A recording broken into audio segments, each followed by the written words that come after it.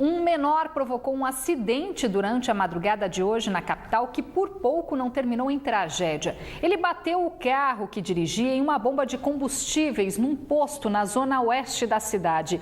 A máquina explodiu, deixando um grande prejuízo para o proprietário. As imagens do circuito interno do posto registraram toda a ação que aconteceu por volta das 4 horas da manhã. O veículo vinha em alta velocidade pela Avenida Coronel Teixeira e atingiu a bomba de combustível, que foi arremessada a quase 5 metros de distância. Depois que o condutor sai do carro, o equipamento explode. Veja de novo, é possível ver até a reação dos frentistas que por pouco não se feriram. É um sistema que qualquer abarroamento que tenha na bomba, ela trava automaticamente todo o combustível que poderia sair do tanque ou a linha que leva o fluxo até o tanque. Então ela travou automaticamente na saída, o combustível que ficou é o combustível que estava na bomba, é o combustível que está na mangueira e automaticamente também é cortado toda a parte elétrica da área de bombas. Parte do forro ficou derretida. O princípio de incêndio deixou não só a frente do veículo destruída, como também a estrutura que estava ao redor da bomba de combustível. O prejuízo, segundo o proprietário do local, deve ser maior que R$80 mil. 45 mil está em torno da bomba e mais todo o trabalho que vai ser feito de manutenção com engenheiro para troca de forro, engenheiro para verificar a parte toda que possa ter afetado internamente. O condutor do carro tem 17 anos e também não ficou ferido. O caso foi registrado na delegacia do menor infrator. Um container com 20 toneladas de produtos piratas foi apreendido nesta quinta-feira pela alfândega do Porto de Manaus. Os produtos retidos, aproximadamente 160 mil artigos com motivos da Copa do Mundo, vieram do Peru para serem comercializados na capital. Segundo o Serviço de Vigilância e Controle Aduaneiro, esses produtos ferem os direitos de marca registrados. A pena para o crime de contrabando varia de 1 a 4 anos de prisão. Uma falsa informação levou centenas de pessoas nesta quinta-feira para a frente de uma instituição na zona leste de Manaus. No local estavam abertas inscrições para projetos sociais, mas muita gente enfrentou a fila acreditando que se tratava de um cadastramento para o programa Minha Casa Minha Vida da Caixa Econômica Federal. A fila em frente à sede do Instituto de Ação Social, Vida e Saúde do Amazonas, localizado na zona leste de Manaus, se formou desde as primeiras horas da manhã desta quinta-feira. Muitos tinham a informação de que se tratava de um cadastro para o programa Minha Casa Minha Vida. Eu não estou fazendo cadastro aí para casa, para ganhar casa? Me falaram que estava fazendo o cadastro aqui, da Minha Casa Minha Vida. Justamente por isso que está todo mundo aqui, né? Atrás de sua casa. Mas, segundo o presidente do Instituto, o processo iniciado na última segunda-feira não tem nada a ver com o programa do governo federal. Segundo ele, a inscrição é para interessados em se associar à entidade privada que oferece programas e projetos sociais.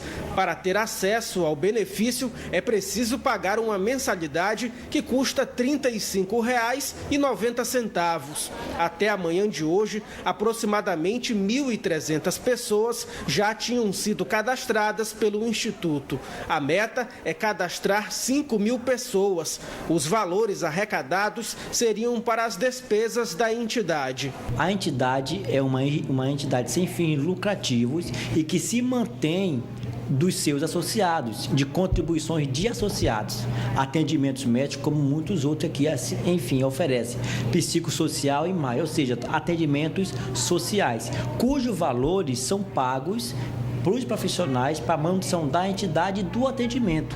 No ano passado, a entidade chegou a ser habilitada para organizar a construção de 500 unidades habitacionais em Manaus por meio de um cadastro do Programa de Habilitação de Interesse Social do Ministério das Cidades.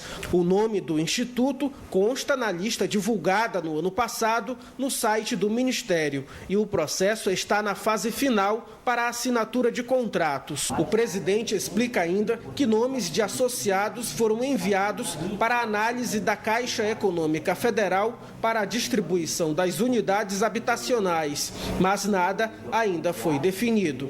Esse conjunto Vida e Saúde, que vai ser construído para famílias futuras beneficiários, são um conjunto que já foi aprovado no Ministério das Cidades, o projeto que foi anteriormente escrito à entidade, que foi o processo seletivo.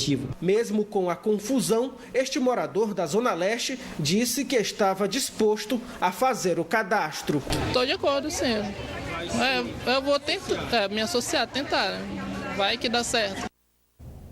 Por meio de nota, a Caixa Econômica Federal informou que a seleção das famílias que se enquadram no programa Minha Casa Minha Vida, dentro da faixa que estipula uma renda familiar de até R$ 1.600, é responsabilidade e competência exclusiva do poder público estadual ou municipal. O governo do Amazonas inaugurou esta manhã o Porto de Careiro da Várzea. A obra, que totaliza mais de 30 milhões de reais, foi construída em parceria com o governo federal. O governador José Mello destacou que o porto não vai apenas facilitar o transporte de pessoas, mas também ajudar no escoamento da produção de uma região que deve se transformar numa das maiores produtoras de peixe. Durante a inauguração, José Mello também anunciou novos investimentos para a cidade e assinou a ordem de serviço para outras obras já previstas. Mais 3 novos portos serão inaugurados esta semana nos municípios de Barreirinha, Boa Vista dos Ramos e Codajás. O Ministério Público do Trabalho no Amazonas considerou abusiva e ilegal a greve dos rodoviários, que paralisou 100% da frota de ônibus na capital na última segunda-feira. Pelo menos 900 mil pessoas foram prejudicadas. No parecer, a procuradora-chefe Alzira Melo Costa determina que o Sindicato dos Rodoviários seja condenado pelo não cumprimento da liminar, que determinava a circulação de 70% da frota nos horários de pico e 40% para os demais horários. A procuradora também estabeleceu que o sindicato deve avisar com antecedência uma nova paralisação. Um estudante de direito foi preso nesta quinta-feira em Manaus, acusado de estelionato. Com ele, a polícia encontrou documentos falsos. Uma pessoa, vários nomes diferentes. Esses documentos falsos foram encontrados na casa de Pablo Kizar Andrade Costa, de 36 anos, no bairro Santa Luzia, zona sul de Manaus. Com ele, a polícia também encontrou vários cartões de crédito e papel de documentos em branco. Segundo a polícia, Pablo é foragido de uma operação deflagrada em abril do ano passado. Na época, até funcionários do Detran e dos Correios foram presos. Pablo é estudante de Direito de uma faculdade particular da cidade. O suspeito vai responder por falsificação de documentos públicos e privados, estelionato e receptação. A polícia investiga ainda de quem são os documentos copiados. Dezenas de motoristas foram multados e alguns carros foram recolhidos em mais um dia de operação do Manaus Trans para combater as infrações de trânsito na zona leste da capital. Desde o primeiro dia da operação, na terça-feira, os agentes de trânsito já autuaram mais de 300 veículos e fizeram 17 remoções nas zonas Centro-Sul, Oeste e Leste de Manaus. Na manhã de hoje, os agentes estiveram em importantes avenidas da zona leste da capital, onde pelo menos 65 veículos foram autuados e 5 removidos pelo Manaus Trans. Em todas as áreas que nós estamos passando, nós podemos observar a questão das áreas comerciais, áreas bancárias, onde existem as maiores irregularidades. A operação visa inibir a prática de infrações de trânsito e garantir mais segurança aos pedestres. O Código de Trânsito Brasileiro estabelece multa de R$ 127,69 e mais 5 pontos na carteira de habilitação para quem estacionar sobre as calçadas. A infração é considerada grave. Já para quem estacionar em local proibido, a multa é de R$ 85,13 e mais 4 pontos na CNH, considerando a infração média. Os condutores autuados e que tiveram os veículos guinchados devem procurar o Manaus-Trans para tomar as providências necessárias. Em caso de remoção, deve dirigir-se ao Manaus-Trans, ao atendimento do Manaus-Trans até às 14 horas. Ele vai ter que pagar o guincho plataforma, tem que pagar a diária do parqueamento. E aproximadamente aos 30 dias, depois de 30 dias, a multa chega em sua residência. Se ele se sentir prejudicado, é um direito do cidadão fazer o recurso, não tem problema. Aí cabe à nossa junta fazer a análise do recurso para saber se vai ser válido ou não. Este líder comunitário da Zona Leste reforça que a medida é fundamental para garantir o direito de ir e vir das pessoas. Porque isso aqui é uma bagunça. A palavra certa é essa, é uma bagunça o trânsito aqui. Ninguém respeita ninguém. Vamos saber agora como vai terminar a semana aqui na capital e também no interior. Os detalhes da previsão do tempo no mapa.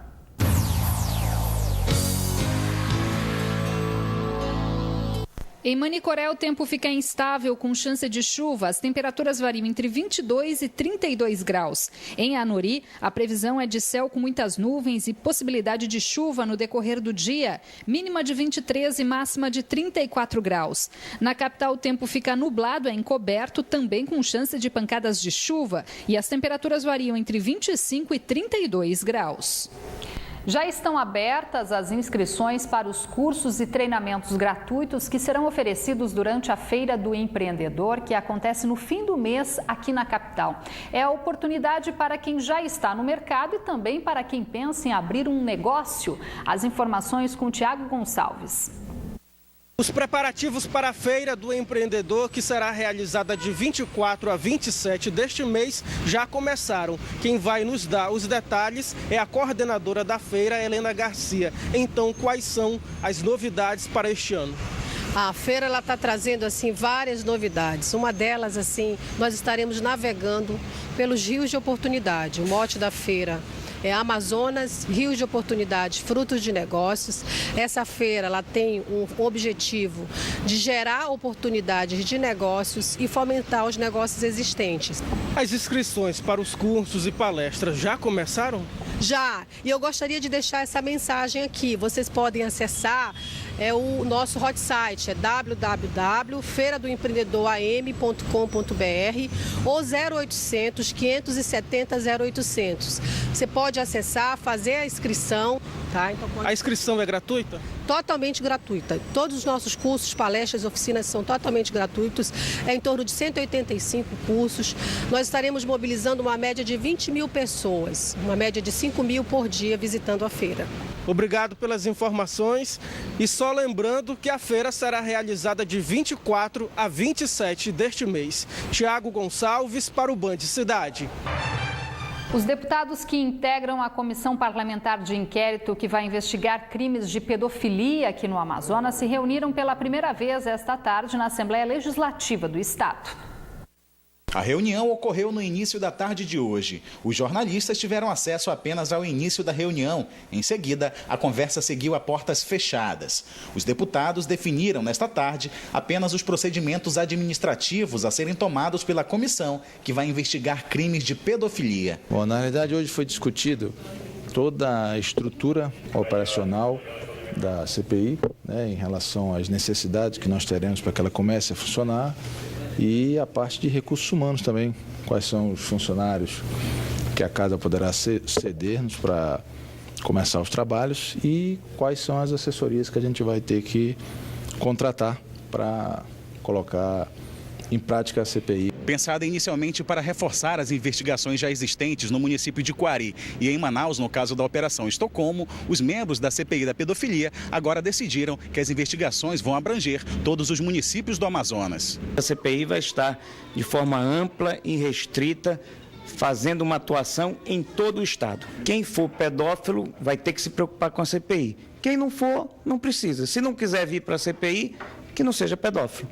Antes de começarem os trabalhos, os deputados devem viajar a Brasília para conversar com os integrantes da CPI da pedofilia da Câmara Federal. Vamos tentar marcar com a presidente da CPI Nacional uma reunião o mais rápido possível para que ela dê também algum tipo de encaminhamento para que o nosso trabalho possa começar aqui.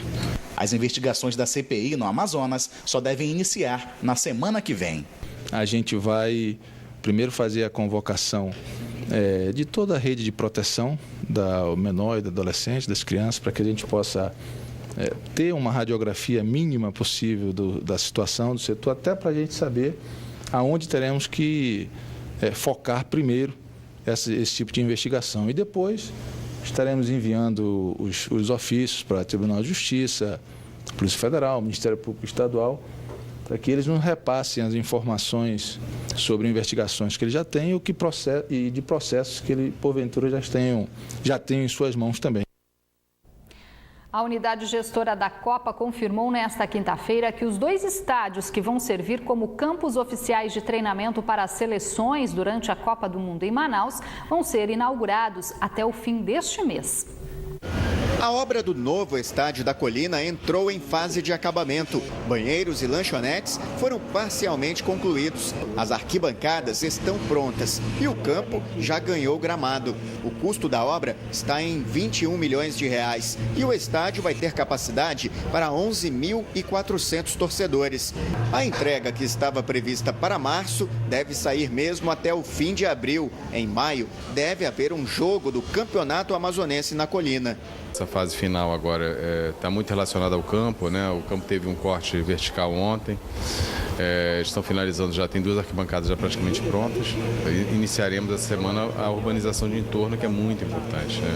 A parte de entorno está diretamente relacionada a esse problema do nosso inverno amazônico, né? Muita chuva e a gente está pressionando para que eles comecem logo essa situação, considerando que, vez ou outra, a gente tem uma brechinha de sol que pode ajudar nessa conclusão da parte de urbanização. Então, que a nossa preocupação agora é realmente dar início a essa urbanização externa para que a gente possa avançar e programar já essa entrega final. A meta nossa é fim de abril, finalizarmos para programarmos a inauguração no primeiro dia de maio. O estádio Carlos Amit, na Zona Leste, também está com mais de 90% da obra concluídos. O custo será de 14 milhões e meio de reais e a previsão é também inaugurá-lo até o fim deste mês. A parte de urbanização de entorno está um pouco mais avançada, até porque o próprio terreno já propiciava isso. Então nós conseguimos avançar um pouco mais na urbanização e, obviamente, a parte de acabamento ainda está precisando um pouquinho mais de esforço para finalizar a parte externa da obra. E a gente espera também já finalizar esse mês de abril para que possamos programar para os primeiros dias de maio essa entrega final. E ainda falando em futebol, na noite de ontem o Nacional enfrentou o São Luís de Ijuí, do Rio Grande do Sul, na Arena da Amazônia e venceu a partida válida pela Copa do Brasil. O resultado deu a classificação para a equipe amazonense, que agora vai enfrentar o Corinthians na próxima fase da competição. Cerca de 4.000 pessoas foram à Arena da Amazônia para acompanhar a partida decisiva para o Nacional. O jogo começou nervoso, com as 2 equipes errando muitos passes, mas a explosão de alegria para a torcida nacionalina veio logo aos 6 minutos. Depois do passe de calcanhar, o meia Chapinha avançou, tirou do zagueiro e bateu de perna direita. 1-0 para o Nacional.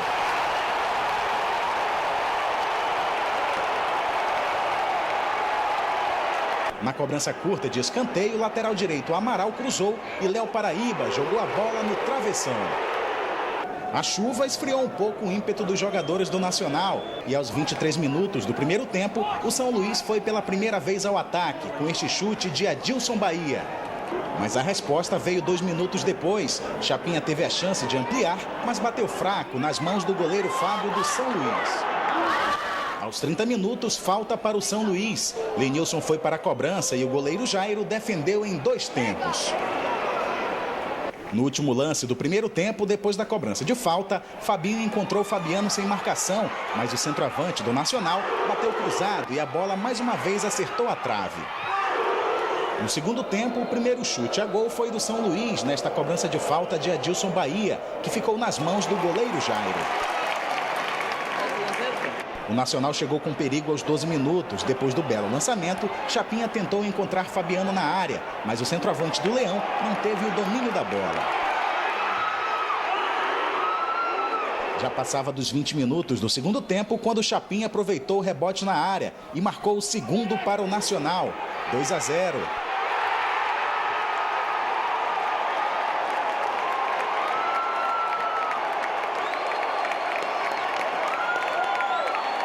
O São Luís não se abateu com o segundo gol e foi para cima do Nacional. Adilson Bahia tentou de perna esquerda, mas a bola foi para fora. Aos 35 minutos, o lateral direito do São Luís levou o segundo cartão amarelo depois de fazer essa falta em Jefferson Recife e foi expulso. Mesmo com 10 jogadores em campo, a equipe gaúcha ainda conseguiu diminuir o placar, já nos acréscimos. Final de jogo, Nacional 2, São Luís de Ijuí 1. A torcida nos apoiou e graças a Deus pude deixar 2 gols aí e conseguir a classificação.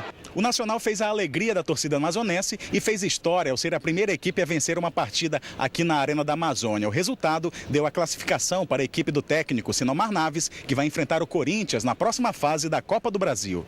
É importante que a gente tenha o comprometimento, assim como em todos os jogos, a equipe tem se empenhado e lógico que todo mundo todo profissional gosta de enfrentar grandes equipes. Sabemos que é um jogo difícil agora contra o Corinthians, mas vamos trabalhar em busca de classificação. Tá certo, o Band Cidade termina por aqui. Para rever esta edição, acesse band.com.br/Amazonas e se você quiser ajudar a pautar o Band Cidade, escreva um e-mail para a gente, jornalismoam@band.com.br. Fique agora com as notícias do Brasil e do mundo no Jornal da Band. Uma boa noite para você. A gente volta a se encontrar amanhã. Até lá.